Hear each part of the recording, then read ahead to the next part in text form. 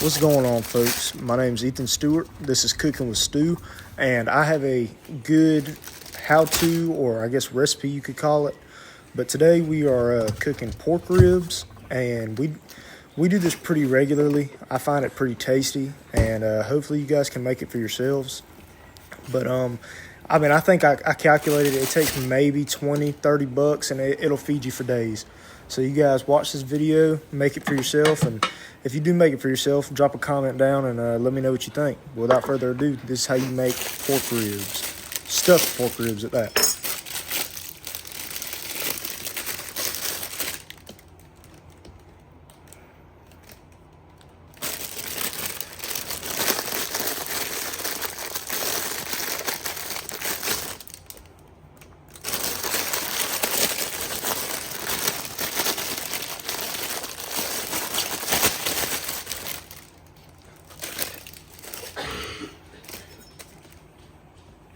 So what you're going to start off by doing is getting a pepper of your choice, whether that's sweet peppers, bell peppers, really any kind of pepper that you feel like you can use. This is just what we had in the fridge at the time, but these are sweet peppers, and what you're going to do is you're going to dice them up real nice and fine like, which I mean the size of them doesn't really matter. It's up to your preference, and how much you use doesn't really matter. It just depends on you, if you and your family want a lot of peppers, or I mean you can even do this without any peppers, but we choose to do it with peppers because we like a little crunch in there, but that's completely a personal opinion. But you want to dice these things up real nice and fine like, and you'll see what we do with these bad boys here in a second.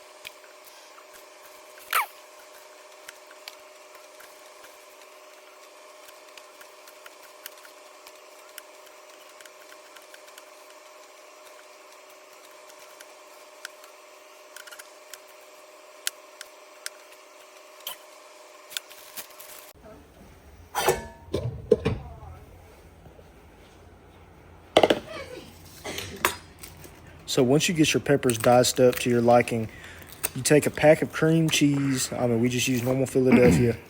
And, you slice it open, you put it into the bowl. And then you'll see here in a second, we take our diced peppers and we put them in there with the cream cheese. And you mix it up real nice. And you'll see this nice filling that comes out at the end of it.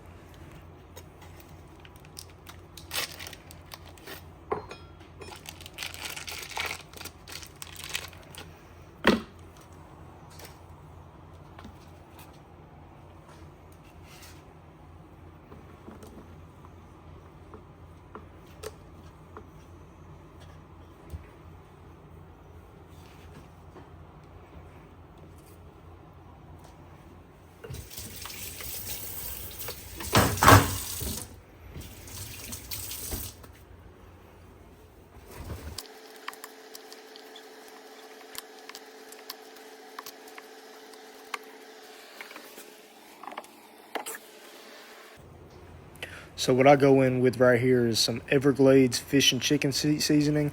I know it sounds weird putting Everglades fish and chicken on cream cheese and bell peppers, but that nice Cajun flavor added to this cream cheese whenever it goes in that smoker later on in this video, and it crisps up in there and it gets that smoky with the spicy flavor, you can't beat it. But you guys stay tuned to see the end result of these pork ribs. So now that our filling is done and made, it is time to start preparing our actual pork ribs to be stuffed and put on the smoker. So what I like to do is take these things, if they have an exceptional amount of fat on them, I like to cut the fat off, but it really doesn't, you don't have to kill it, you know, if you leave a couple pieces on there, it doesn't really matter. But I like to do it, I like to cut the fat off because we like to wrap bacon around ours. But if you don't want to wrap bacon around it, which is perfectly fine, you can leave that fat on there. But I like to just slice a little thin cut in the middle, as you can see on your screen right now. And that opens up just enough to where you can put that filling that we just made into the middle of these pork ribs.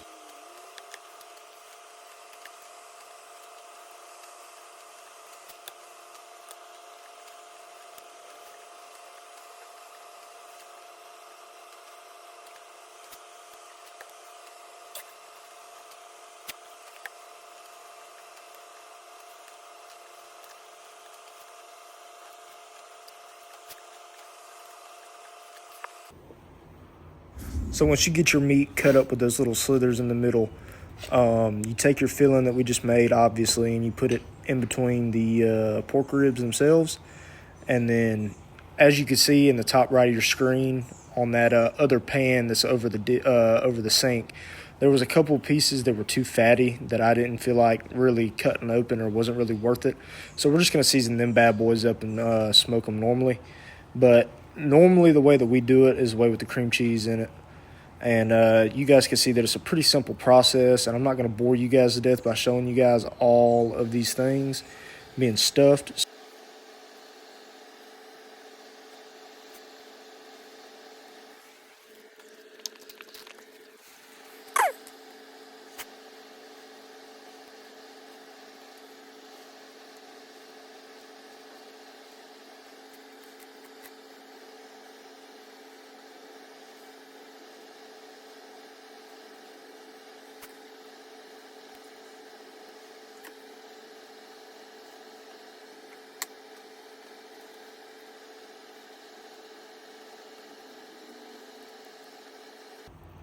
So as you can see now, we have all of our ones with the slits in them filled up with our filling. Now I'm going in with bacon. So what I do with the bacon is I cut the whole pack in half. And what you want to do is go in with some cheap bacon. You don't want it too thick because you don't want the bacon being done before the pork. You don't want the bacon being done after the pork loin's done because you want it all to get done at the same time. So what you want to do is buy the cheapest, thinnest bacon that you can find. And this is still a little bit too thick for my liking, but it'll do for today. But what you want to do is I just cut the pack in half like you see right there. I take it one slice at a time and just wrap it around as you see fit around these pork loins. So once you have your meat prepped and everything like that, it's time to prep the smoker. So what I like to do is take my little grate out of the bottom of the smoker and fill it up with charcoal and everything like that, and fill up the bottom and make sure that thing is completely full. And you'll see what we do here in a second.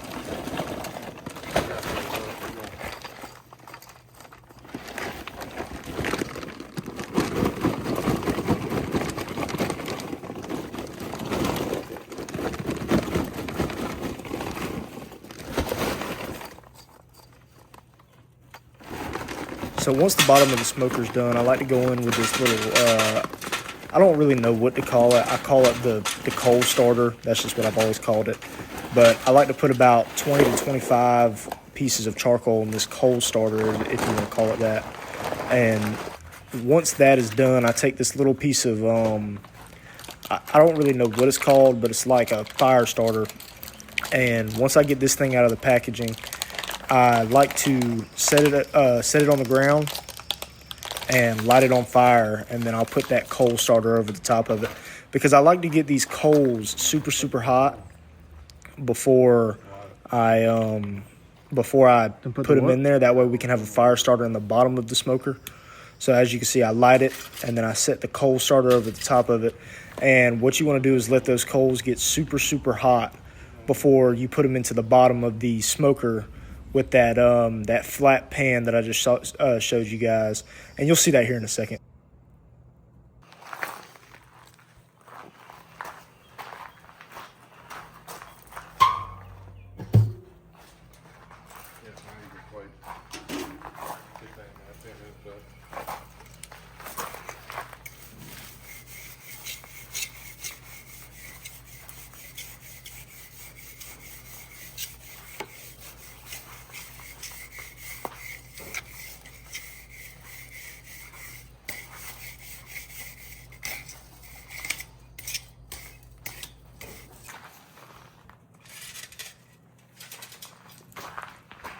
So I'll go ahead and put that pan with all those cold coals down there at the bottom of the smoker. And then I go ahead and clean the grill plates like you guys just saw. And now I'm putting in those superheated coals that we with the coal starter, and I'm sprinkling them around on the bottom on the cold coals. That way they can catch fire and start actually creating our smoke for us.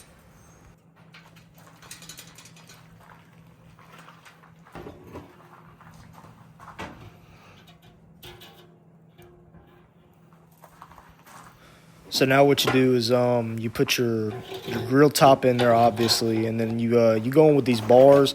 I have no clue what these bars do. I've smoked on this thing a million times, and I really don't know what they're for. I know they're to regulate airflow of some sort, but there are a lot smarter people out there than me that can tell you what it does. But what I can tell you is that I've always put them in there because they came with the thing, and that's just the way it goes. So now what you're going to do is whenever your smoker actually starts to catch a little bit of smoke and it starts to catch a little bit of heat, you're going to want to go ahead and remove the lid, obviously, and then you're going to want to go ahead and go in and put the pork ribs on there. I mean, there's really no other way to say it. I mean, now it's just a waiting game. We just put them on there, and I mean, within an hour to an hour and a half, check about every 20, 25 minutes. But I mean, they're real simple. They don't take long to cook. I mean, this is a nice meal for you and your family, or even yourself.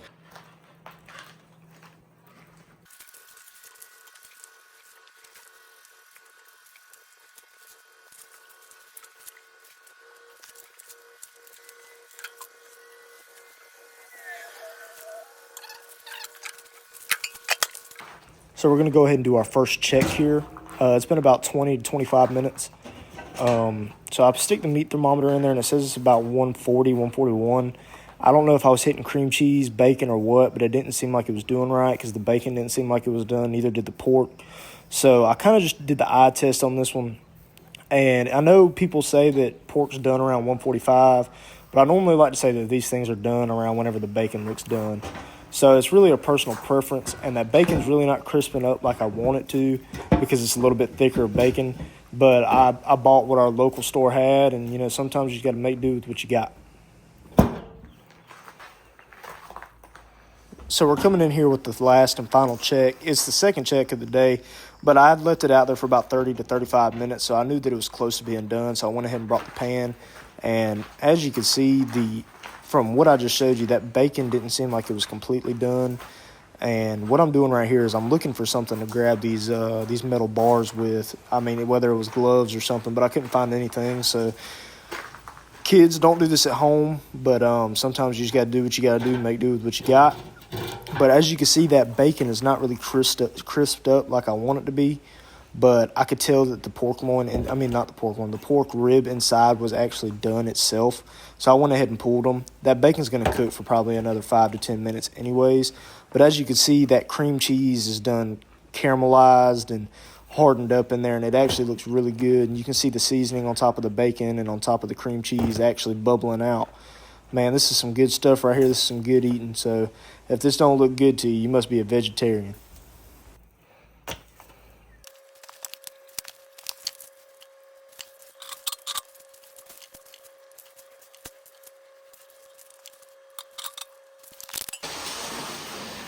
All right, guys, it's the best time of this whole ordeal. So we're going in with some mac and cheese right there, just shells and cheese out of the box, Velveeta, and then we have some fried potato chips beside it. This is actually the first time that we've actually ever done this, and I'll tell you what, I'm filming this voiceover after we've eaten it, and they were superb. If you guys want to see a video on how to make those, drop it down in the comments, and I'll show you guys. But there go the pork loins right there. Guys, that makes for a happy tummy and a happy family. If you guys enjoyed, please don't forget to like and subscribe. And you guys be safe and subscribe.